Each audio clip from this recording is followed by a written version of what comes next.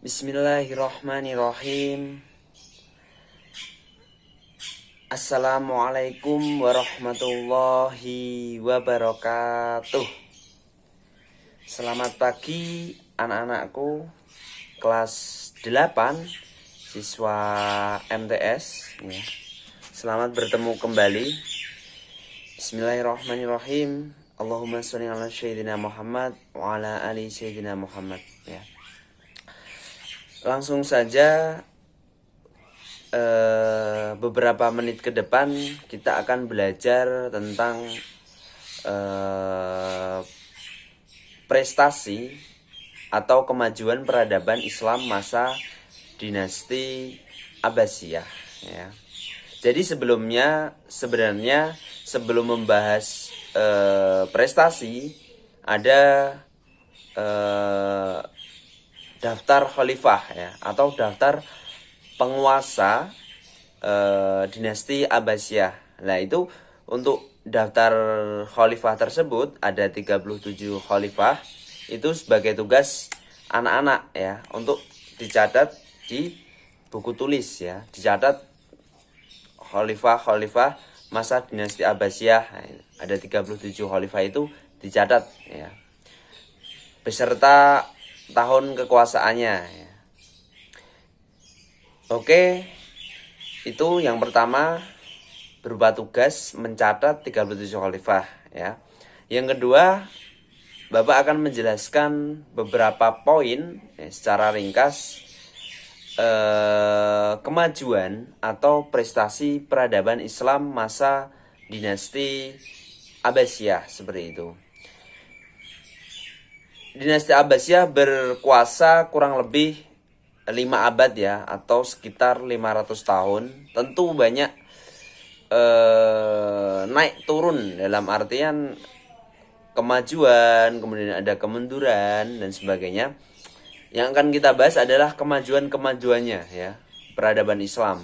Terutama nanti kalau kita sudah membahas beberapa khalifah yang menonjol atau mempunyai prestasi cemerlang seperti itu. Oke, yang banyak prestasi atau kemajuan peradaban Islam masa dinasti Abbasiyah. Yang pertama ada prestasi di bidang administrasi pemerintahan ya.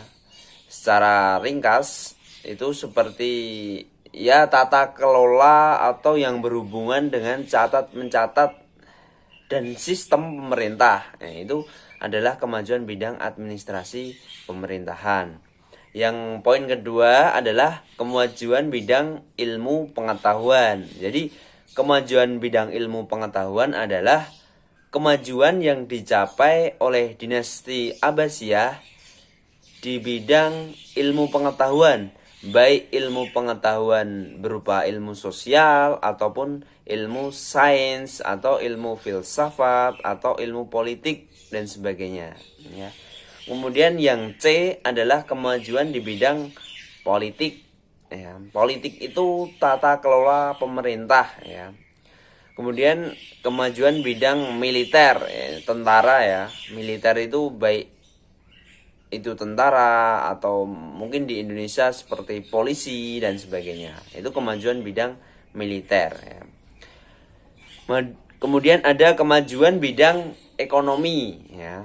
Kemajuan bidang ekonomi itu ya kemajuan kesejahteraan masyarakat lah ya, bisa dikatakan seperti itu. Kemudian ada kemajuan bidang arsitektur. Nah, apa kemajuan bidang arsitektur tersebut? Kemajuan bidang arsitektur adalah kemajuan di bidang pembangunan ya. Kalau di Abbasiyah nanti akan kita bahas ada arsitektur bidang masjid, ada arsitektur bidang tata kota Baghdad, kemudian ada arsitektur bidang istana dan sebagainya ya. Oke, yang pertama dari 1, 2, 3, 6 kemajuan-kemajuan tersebut yang akan kita bahas atau kita akan belajar tentang perkembangan ilmu pengetahuan ya. Jadi anak-anak, kita akan belajar mengenai perkembangan ilmu pengetahuan dulu ya. Sebenarnya apa sih ilmu pengetahuan itu? Nah, ilmu pengetahuan itu bisa kita artikan sebagai apa ya? Hasil dari penelitian atau hasil dari tulisan-tulisan para ilmuwan dan sebagainya itu. Kemudian pada waktu itu Khalifah Ja'far Al-Mansur adalah khalifah yang sangat mencintai ilmu pengetahuan ya. Ia meminta ilmuwan untuk mengembangkan ilmu bagi kemaslahatan umat ya. Jadi asiknya kalau kita itu misalnya punya pemimpin yang mana pemimpin itu sangat mencintai ilmu pengetahuan ya. Jadi akan banyak manfaatnya. Tentu pemimpin tersebut tidak akan eman-eman, tidak akan sungkan, tidak akan segan untuk menggelontorkan dananya, menggelontorkan segala jiwa dan raganya untuk perkembangan ilmu pengetahuan ya. Seperti sebagai contoh khalifah dalam dinasti Abbasiyah ini, yaitu Khalifah Ja'far Al-Mansur ya. Dia menyuruh kebijakannya, dia menyuruh para ilmuwan untuk mengembangkan ilmu pengetahuan. Jadi Khalifah Ja'far Al-Mansur memanggil para ilmuwan-ilmuwan yang ada di dinasti Abbasiyah waktu itu, dipanggil ke istana ya, untuk rembukan bagaimana menciptakan atau memajukan ilmu pengetahuan ya, bahkan mengembangkannya ya. Nah, kemudian para ilmuwan itu bergegas untuk mengembangkannya. Jadi ada beberapa hasilnya ya dari perkembangan ilmu pengetahuan tersebut atau dari kebijakan Ja'far Al-Mansur tersebut. Yang pertama adalah hasilnya yang pertama adalah terjadi asimilasi budaya, bahasa, dan pengetahuan antar bangsa. Jadi terjadi asimilasi atau percampuran budaya ya, antar bangsa ya. Jadi misalnya kalau di Indonesia itu terjadi percampuran budaya antara budaya Sunda dengan budaya Jawa dan sebagainya. Dan begitu juga dengan bahasa dan pengetahuan antar bangsa. Jadi mereka antar beberapa pengetahuan itu bergabung ya, berasimilasi menjadi satu ya, menjadi sesuatu hal yang baru dengan meninggalkan budaya salah satunya. Seperti itu. Kemudian yang kedua adalah terjadinya gerakan penerjemahan karya atau buku dari bahasa Yunani ke bahasa Arab. Dapat kita bayangkan bagaimana dahsyatnya waktu itu, dahsyatnya atau sibuknya para ulama-ulama masa dinasti Abbasiyah ya. Karena apa? Karena ini salah satu poin kedua, ini salah satu hal yang sangat menonjol menurut Bapak dalam kemajuan dinasti Abbasiyah nantinya ya. Coba kita ulangi lagi, gerakan penerjemahan karya atau buku dari bahasa Yunani ke bahasa Arab. Jadi Yunani kita tahu mereka adalah bangsa yang mencintai ilmu pengetahuan. Di sana banyak karya-karya, banyak juga ilmuwan ya. Karyanya diantaranya ada yang tentang sains, ada filsafat, ada karya tentang politik, ekonomi dan sebagainya. Itu diimpor ke dinasti Abbasiyah. Kemudian karya-karya tersebut oleh ilmuwan diterjemahkan ya, dipahami, kemudian disalin ulang ke dalam bahasa Arab. Tujuannya apa? Tujuannya yang pertama adalah agar masyarakat setempat atau masyarakat dinasti Abbasiyah itu memahami ya, kalau dengan bahasa Arab ya. Coba contohnya, Misalnya kita akan belajar tentang bagaimana perputaran bumi seperti itu. Tapi kita terkendala bahasa Inggris, kita tidak mengetahui bahasa Inggris. Ya. Kita belajar, kita tidak maksimal. Ya. Coba kalau kita belajar tentang perputaran bumi tadi, belajar menggunakan bahasa Indonesia karena kita paham bahasanya, pasti kita akan paham gitu. Kita akan mudeng ya.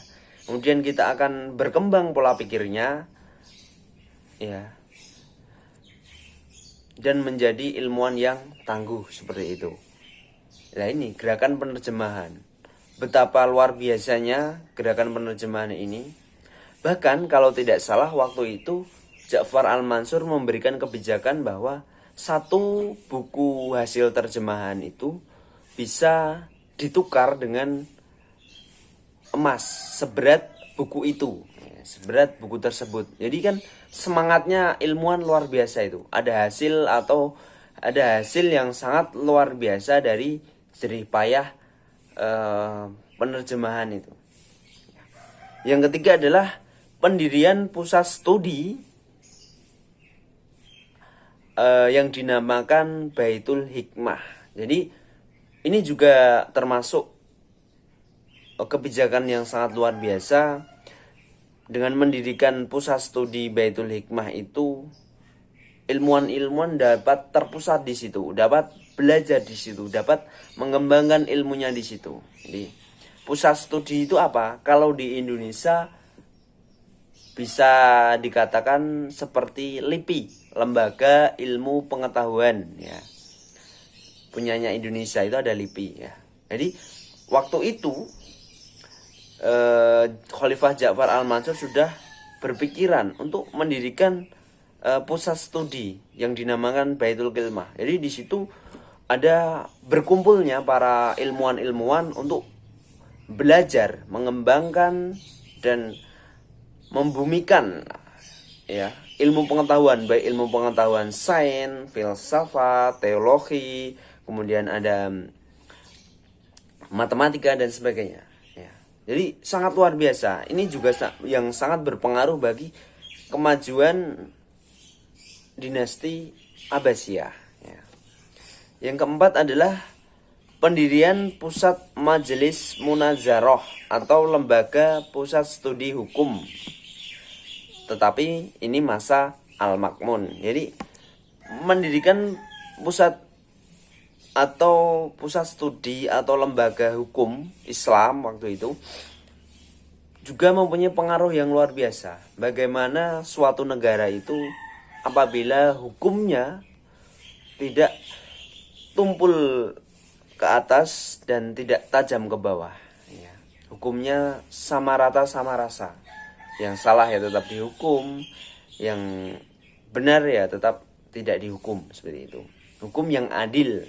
Hukum yang adil akan memberikan efek yang luar biasa bagi harmonisnya suatu bangsa, harmonisnya suatu dinasti, seperti itu. Jadi anak-anakku, begitu luar biasa ya kemajuan ilmu pengetahuan di masa dinasti Abbasiyah. Kalau kita jelaskan lebih rinci, bahkan ini bisa jadi tidak rampung ya, tidak selesai dalam 1 minggu, bahkan 1 bulan 2 bulan, karena sangat pelik ya, kemajuan ilmu pengetahuan. Tapi karena anak-anakku masih tingkat MTS ya, yang kita bahas adalah secara gambar, secara umum ya. Paling tidak kita sudah tahu lah. Kemudian nanti kita setelah tahu kita bisa menganalisis ya. Nah, contoh analisis itu seperti apa? Analisis seperti ini. Mengapa ya? Pertanyaan mengapa itu biasanya pertanyaan analisis ya, mengapa. Nah, contohnya mengapa? Pertanyaan analisis contohnya seperti ini. Mengapa ya?